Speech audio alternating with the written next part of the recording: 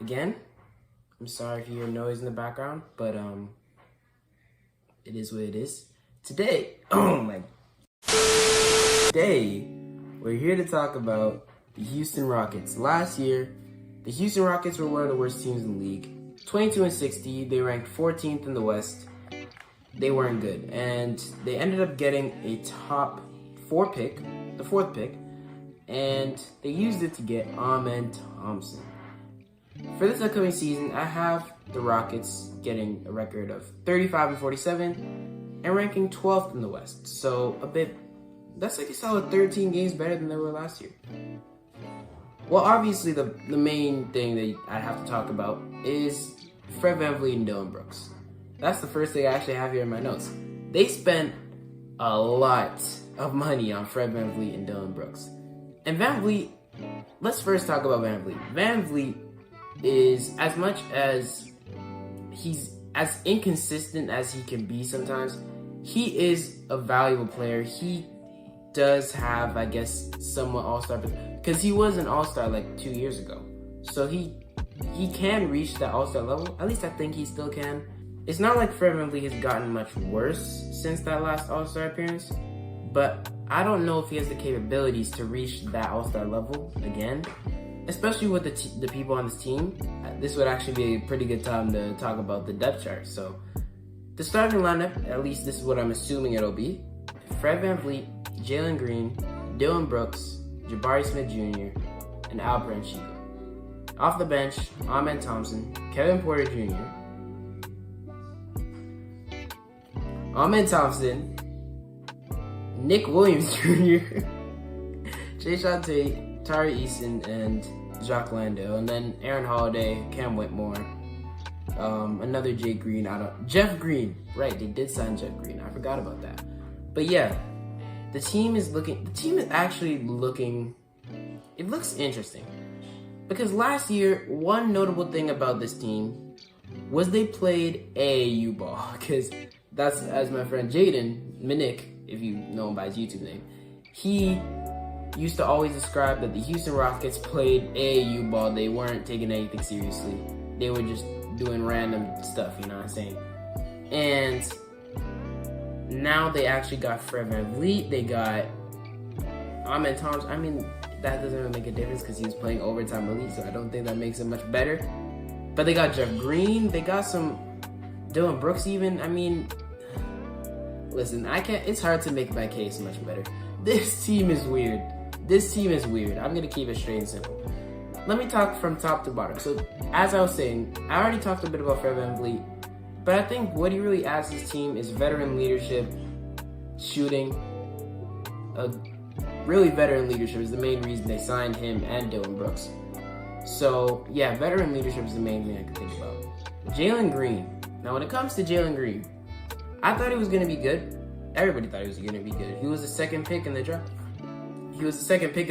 We've seen flashes, of course. We've seen him have good games. We've seen him with that freak athleticism. We've seen him have some decent days.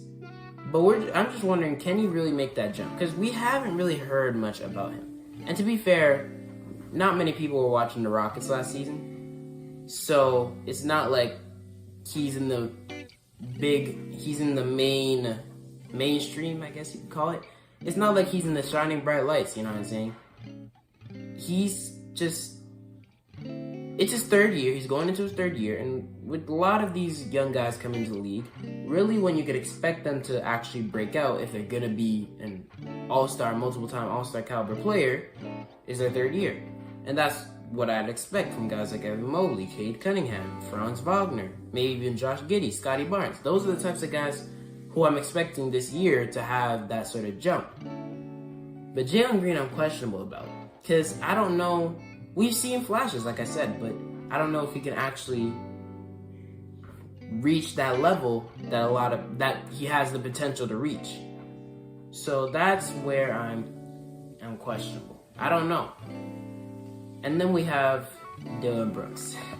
Dillon Brooks got in the news for a lot of the wrong reasons last year. And now he's in Houston with a team that was playing AAU ball. This is why I was saying, the formulation of this team and how everybody was added onto it, and with everything going on over there even, like, they play a very interesting style of ball because Van Vliet, I watched Raptors games. I didn't watch every Raptors game, but I watched a good amount of Raptors games, and I was able to see Fred Van Vliet.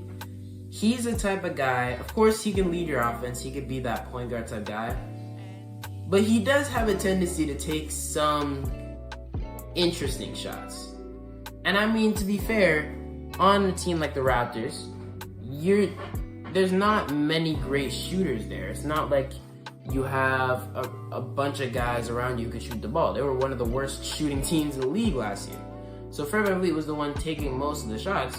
So sometimes he had to shot chuck, and that's why his efficiency was so low. Yeah, and then with the AAU style that I was talking about, Amen Thompson even contributes to that, because when I looked at the Overtime Elite highlights with Amen Thompson, he's a very athletic type player. He can definitely lead an orchestrated, fully working offense, but I definitely want to see how he works under the leadership of Fred VanVleet, because as inconsistent as Fred VanVleet is sometimes, he is a good leader, and he does bring a lot, and he can help mentor the next players on the team, like Jalen Green, Amen Thompson. I keep seeing his name. I'm not mentioning him after that first time. But yeah, when I was talking about AAU ball, Jabari Smith Jr. even, every time I see him playing, I'm like, I don't know. It's kind of questionable. And the same with Cam Whitmore. Cam Whitmore was a guy who had the potential to go top 5 in the draft, and the Rockets got him at 20. And everybody's saying he was a steal of the draft, and I mean, he has skill. But in the league, I think I might as well. I've done this for like 2 other episodes. I'll bring up my scouting report on him because I might as well. My player comparison for him was Jaylen Brown. Very accurate, because he's the type of ISO, trying to get to the basket, maybe shooting sometimes, not really shooting though. Trying to get to the basket type guy.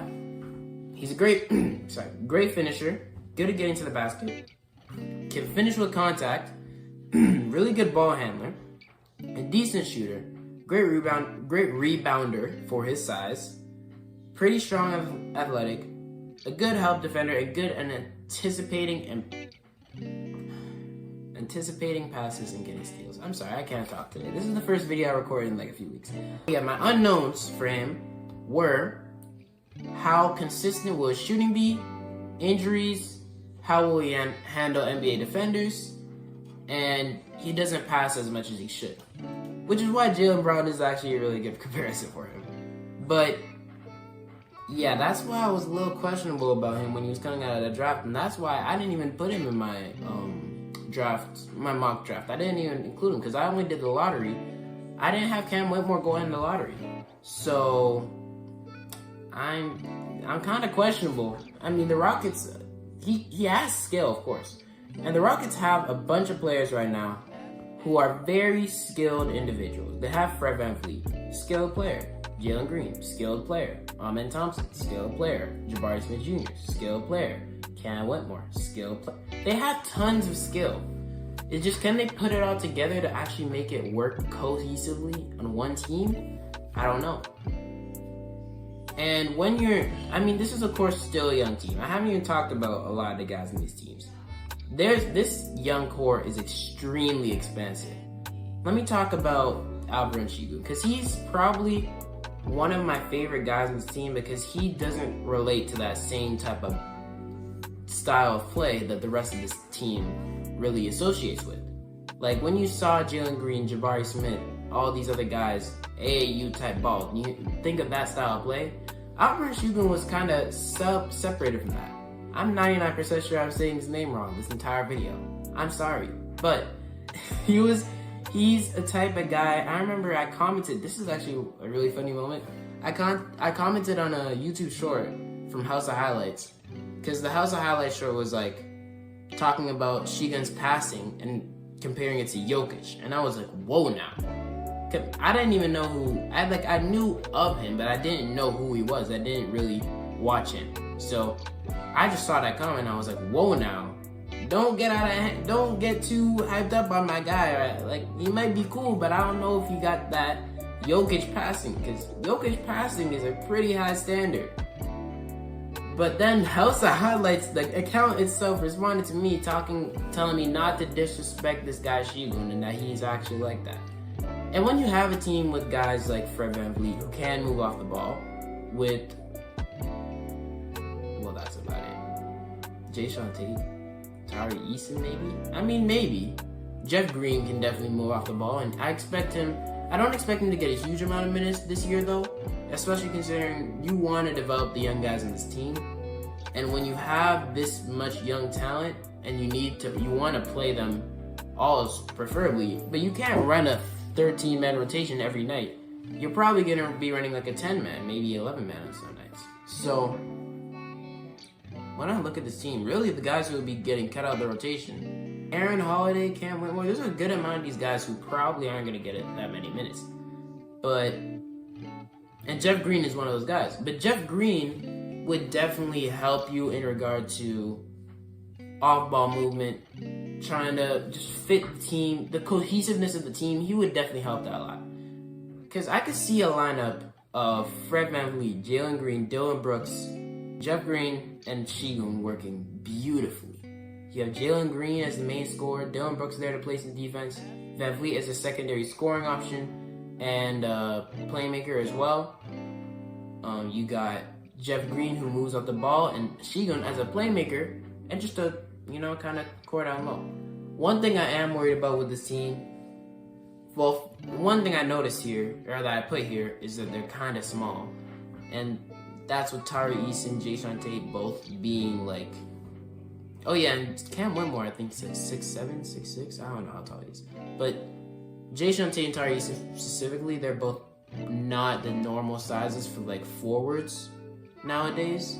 Or not really nowadays, it's just in general. And I mean, of course, there was that small ball movement a few years ago. I'm not really into that now, no more, to be honest. So I don't know how much I believe in this team being good. They have, the other thing I was going to mention was their defense. They have Dylan Brooks, they have Fred VanVleet. Amen Thompson's a decent defender, but he's, of course, still a rookie, so we don't really know. Jock Landale, but that's about it. So I put here, they have some decent defenders, but they're not the greatest defensive team. So that's why I'm kind of questionable about it.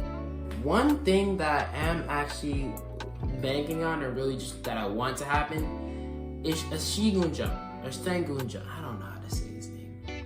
I want a jump from my guy, because everybody's expecting Jalen Green to play up and do amazing, but I actually want this guy to, Alperen, I'm just going to say his first name, I want him to cook, because he actually has a nice style of play, and if he really is, if he really does improve his, other parts of his game, because of course his passing is good.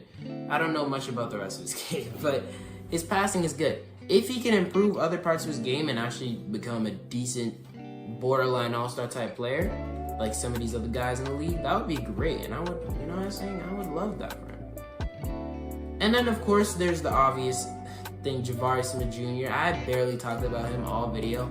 I've been kind of all over the place, I'm not gonna lie. I'm sorry about that, but it's my first time back in a few weeks. So Jabari Smith Jr. has potential, and he did show that in the summer league, but at the same time, he's a second-year player, or at least going to a second year, going against players who haven't played an NBA game yet. So, of course, when you're playing in the summer league, especially when you're a second-year player, you're gonna cook. But that you can't be especially confident that that'll translate over to the NBA, to the league, because you don't know how good he's gonna be. Of course, we'll see what happens, but I'm interested in this team.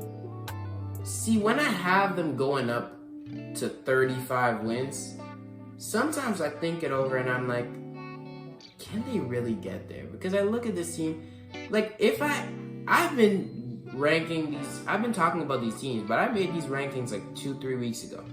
So some stuff that I think about now I'm like, is this team really going to be that bad? Is this team really going to be that good?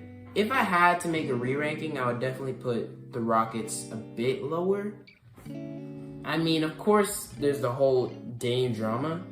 So, yeah, now that I think about it, that team might be really bad.